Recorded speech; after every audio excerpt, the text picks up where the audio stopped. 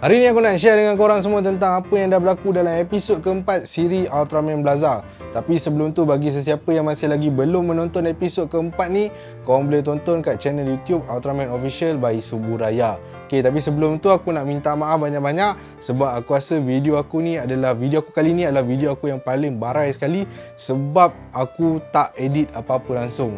Macam mana yang korang tengok, inilah yang aku siarkan. Minta maaf banyak-banyak sebab aku memang tak sempat nak buat proper video untuk tatapan korang semua. Tapi aku tetap nak ceritakan apa sebenarnya yang tengah berlaku sebab siri Ultraman Blaza ni bagi aku memang best gila sebab jalan cerita dia cukup berbeza. Jalan cerita dia lebih matang berbanding siri-siri Ultraman yang lain. Boleh kata macam nak setanding sikit lah dengan siri Ultraman Nexus.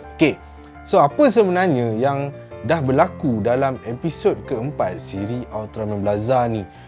Main point untuk episod keempat siri Ultraman Blaza ni ialah pihak SCAD sebenarnya tengah membuat siasatan terhadap sebuah syarikat kimia yang bernama Navayo.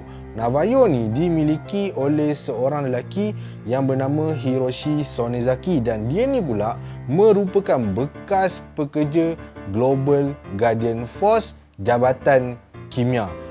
Dan dia buka company Navayo ni dan dia menghasilkan satu senjata biologi yang bernama FK1. Dan senjata biologi ni pula boleh digunakan untuk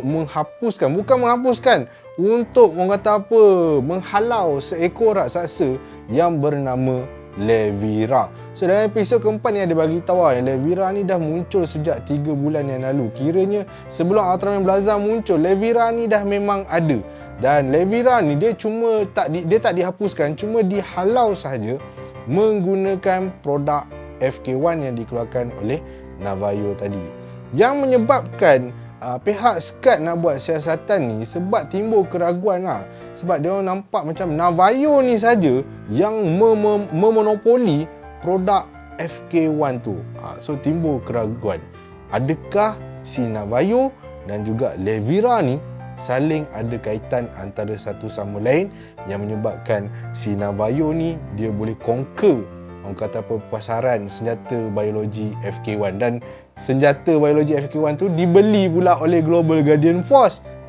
Lagilah orang cakap, senang kau buat duit kan. So pihak SCAD menghantar Emi Awobe untuk membuat siasatan dan dia memang mendapati bahawa Navayo ada kaitan dengan orang kata apa, munculnya raksasa Levira dan kenapa Navayo menjadi satu-satunya syarikat yang memonopoli pengeluaran senjata biologi FK1.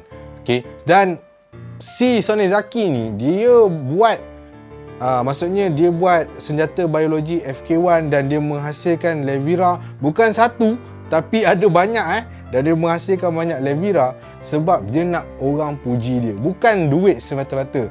Dia nak bila macam senjata FK1 dia tu berjaya menghalau si Levira ni, orang akan cakap, Sonezaki, hebatnya kau telah menghasilkan produk yang telah menyelamatkan rakyat Jepun. Dia nak orang puji dia bukan pasal duit, dia nak orang puji dia. So that's why dia nak menghasilkan banyak Levira supaya dia boleh menghasilkan banyak senjata FK1. So kalau macam Levira ni dah tak berjaya dekat Jepun, dia akan pergi negara lain, dia akan keluarkan Levira yang baru. So bila Emi Awobe dah tahu pasal benda ni, SCAD pun dah tahu, maka Emi Awobe bersama-sama dengan Kapten Gento, dia orang cubalah untuk menghapuskan operasi yang dibuat oleh Sonezaki dan syarikat dia Navayo. Tapi masa the moment, sekarang ni kita cerita pasal moment Ultraman Blaza muncul lah. Sebenarnya Emi Awobe ni masa dia dah tahu pasal semua benda tu, Emi Awobe ni dah kena tangkap dengan si Sonezaki dan Kapten Gento datang selamatkan. So masa dia Kapten Gento datang selamatkan tu, si Emi Awobe ni berada di kawasan di mana Levira tengah tidur. So lepas tu si Sonezaki ni dia nak tembak si Emi, tapi tembakan dia tu terkena kat satu peti elektrik. Dan peti bila tembakan tu kena peti elektrik, dia telah menyebabkan kejutan elektrik kepada si Levira dan menyebabkan Levira pun terjaga daripada tidurnya. Padahal asalnya dia tengah tidur masa tu.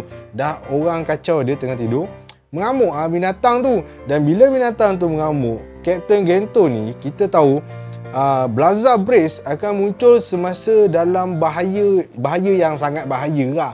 Dia bukan bahaya biasa-biasa, bahaya yang sangat bahaya. So Blaza Brace tu muncul dekat pergelangan tangan Kapten Gento. Tapi masalahnya benda tu muncul masa Amy Aobe kat sebelah dia. Tapi nasib baik Amy tak perasan. Dan si Kapten Gento kata, okay Amy, kau belah dulu, kau pergi bawa Sonizaki naik atas, kau larikan diri dulu, aku akan settlekan dengan si Levira ni. Tapi macam Amy masa tu macam, kau nak settlekan macam mana? So sambil dia sorok Blaza Brace tu, Kapten Gento tunjukkan aku guna pistol aku. Tapi macam Amy macam tak percaya. Tapi dia kan kapten, dia cakap dekat Amy, Amy ni arahan aku, kau pergi naik atas. So si Amy ni pun pergilah naik atas, larikan diri dengan Sonizaki. Dan Kapten Gento pun pada ketika tu bertukarlah dia menjadi Ultraman Blaza. Dan masa untuk episod ni kita boleh nampak yang Ultraman Blaza ni memang dibuli-buli je dengan si Levira ni. Sebab Levira ni dia ada keupayaan yang dipanggil sebagai regenerative tau. Dia boleh orang kata apa, menghilangkan diri dia dalam bentuk, jadi bentuk cecair dan kemudian akan jadi bentuk asal dia semula. So dia buat benda macam tu berulang kali dan menyebabkan si Kapten lah, si Ultraman Blaza ni tak berjaya untuk menyerang Levira ni dengan sangat baik. Sehinggalah bantuan sampai, iaitu Scud dia bawa Earth Garen. Dan masa Earth Garen datang, si Amy Aobe pun dah ada kat luar masa tu. Dia dah tahu, dia tengok si Levira ni dia boleh bertukar jadi cecair. So benda ni kalau jadi cecair memang susah nak kalahkan. So lepas tu dia nampak ada tangki nitrogen.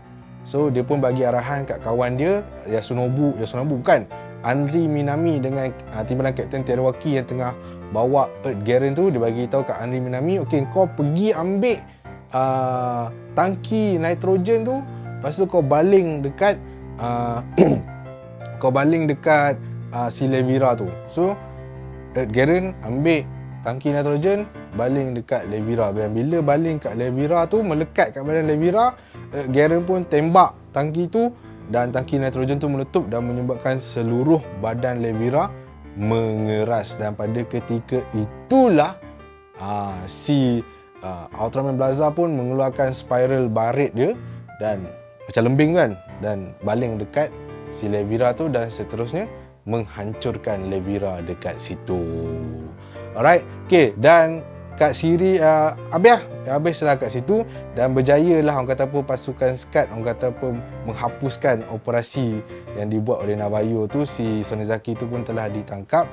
Okey, dan Levira pun telah dihapuskan. Tapi yang menjadi persoalan kepada ramai orang, macam mana dengan Levira yang lain yang ada yang dibuat oleh Navajo? Adakah musnah sekali semasa Ultraman Blaza tu dia bertukar dalam tempat tu lah? Adakah musnah kena pijak ke dengan Levira kena pijak dengan Ultraman Blaza? So benda tu yang masih lagi timbul persoalan. Tapi aku ada satu benda yang menarik perhatian aku juga yang masa si Amy Aobe jumpa satu dokumen dalam bilik rahsia Sonizaki, di mana dalam dokumen tu kata yang raksasa Levira ni dah datang sejak tahun 2001. Lepas tu dalam tu juga dia bagi tahu dia ada kaitan dengan Space Beast. Kalau dengar perkataan Space Beast ni, dia sebenarnya macam sangat relate dengan cerita Ultraman Nexus tau. Sebab Ultraman Nexus dia menggunakan perkataan Space Beast tau. Ultraman The Next pun guna perkataan Space Beast. So kat situ macam bagi clue, bagi aku macam bagi clue. Adakah ini clue bahawa cerita ni, siri Ultraman Blaza ni ada possibility, ada kemungkinan berkait dengan Ultraman Nexus. Ini aku punya pendapat pendapat orang lain. Macam mana?